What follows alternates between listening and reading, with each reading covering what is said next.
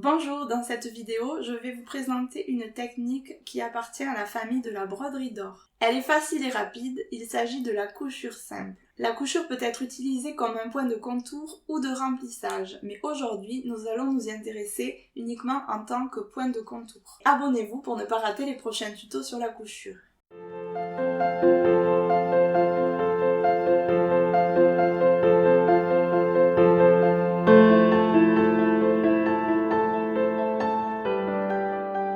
Pour cette technique, nous allons préparer deux aiguillets.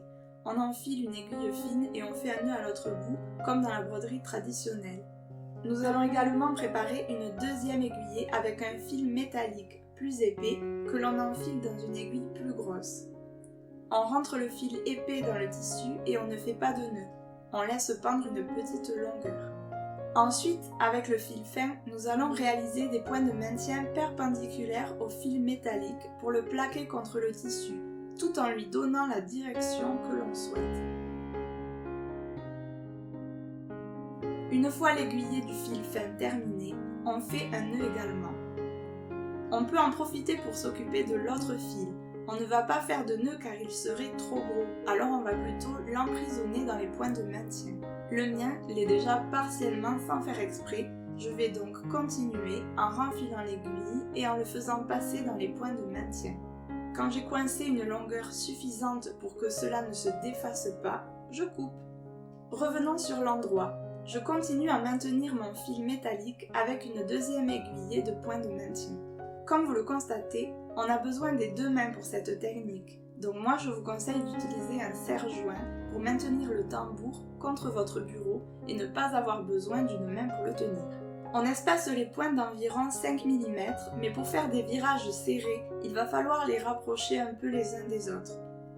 Petite astuce, moi je commence toujours par le deuxième point après le virage, car je trouve que c'est plus facile de revenir après faire le premier point. On obtient comme ça un virage beaucoup plus maîtrisé. Voilà pour la couchure simple traditionnelle. Bien sûr, on peut la détourner en couchant à peu près n'importe quoi. Par exemple là, je couche une lanière de masque chirurgical. On peut également coller les points de maintien les uns aux autres pour obtenir une couchure gancée, ce qui est sympa aussi pour apporter du relief à la broderie. Par contre, c'est plus long à faire. N'hésitez pas à combiner différents fils selon vos envies. Avec la couchure, tout est possible. Notez quand même que le fil de coton est beaucoup plus facile à utiliser pour les points de maintien par rapport au fil métallisé qui est plus cassant. J'espère que ce tuto vous a plu. Rendez-vous dans la prochaine vidéo pour un DIY où la couchure sera utilisée de manière détournée. À bientôt!